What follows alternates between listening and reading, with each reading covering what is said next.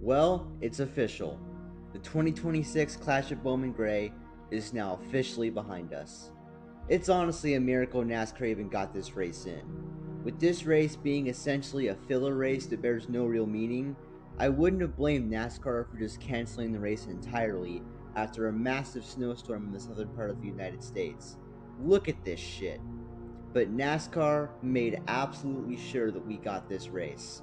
And it was, I'll be honest, a total shit show. Bowman Gray is pretty small, and the lack of room makes for some of the wildest short track racing in the world. But there are times when it gets ridiculous. The race had 17 total caution flags. It's not the most yellows in Cup Series history. That record is 22, held by the 2005 Coke 600, and while not a Cup race, Hickory in 1992 had 26 yellows. Part of this problem is because NASCAR decided to send the cars out there with a wet surface for some reason, which went about as well as you'd expect. Hamlin slides into the 5, and around he goes. So yeah, this race was kind of a disaster. But I have to commend NASCAR for allowing this race to go down with all that was going on down south. The Clash in recent years has turned into an opportunity for NASCAR to race at new venues.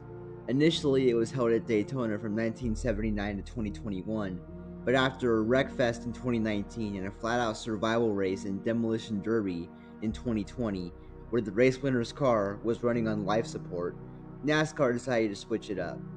The final Clash at Daytona was held on the infield road course layout and ended in a shit show finish, which I think is what prompted NASCAR to change course entirely, moving the Clash away from Daytona for the first time in its history. They ended up choosing the LA Coliseum, which was the first race with the next gen car. A few drivers would have really weird mechanical issues. Ryan Blaney and Eric Jones weren't happy with one another, and Kyle Larson demolished Justin Haley over the slightest bit of contact, but the race was overall kind of a dud. 2023 followed a similar pattern. You had your typical sloppy short track racing, and while this race was slightly more memorable for round 900 of Ross Chastain versus Denny Hamlin, it wasn't super eye-opening. 2024's Clash was a race that I genuinely forgot happened, so there's that. And 2025 was the first Clash at Bowman Gray. I really enjoyed this one. It's called the Madhouse for a reason, and I thought the racing was phenomenal. This year's Clash is going to be remembered mostly for its winner. If you didn't believe in Ryan Preece before the season started, then you better believe in him now. The emotion he showed in Victory Lane is the exact type of character arc we need in NASCAR right now. Why do you think Denny Hamlin gained tons of support from the fans in the second half of 2025? Part of it was the fact that he was fighting for what so many NASCAR fans have wanted for years, sure, but there was another part of it. When he won that Las Vegas race to punch his ticket to the Final Four, there was emotion in his post-race interview. It was a side of him that we had never seen before. It felt like there was personality deep down inside that was finally reaching the surface. And after the house fire and championship loss, I think we all just felt bad for Hamlin. He's going to have a lot of new fans this year, including myself. Back to Ryan Preece, emotion like this is going to give him tons of support, except for some random butthole on Twitter, but we don't claim her. Now, as for the future of the Clash, I'm torn, and I think a lot of fans feel the same way. Part of me loves the trend of NASCAR using the Clash as a way to get the product out to some cool and experimental venues, but the traditional part of me wants to return to Daytona and bring back the Daytona Triple, with the Clash, Duels, and 500 all being at the same track.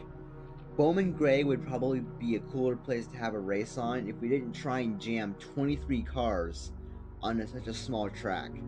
The exclusivity for races like the Clash and All-Star Race are just gone, and it doesn't feel as special anymore.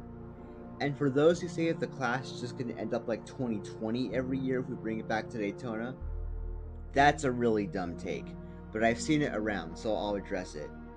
Races like the 2020 Clash happen sometimes. It just so happens that we got two really crashy clashes in a row.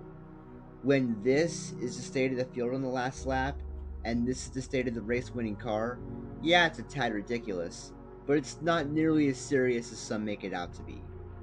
So, what should we do about the Clash going forward?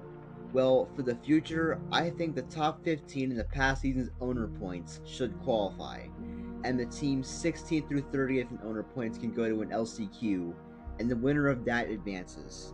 If we insist on having a larger field, then bring it back to Daytona. Thanks for watching, and happy Daytona weekend. Give me Chase Elliott to win it this year. Trust.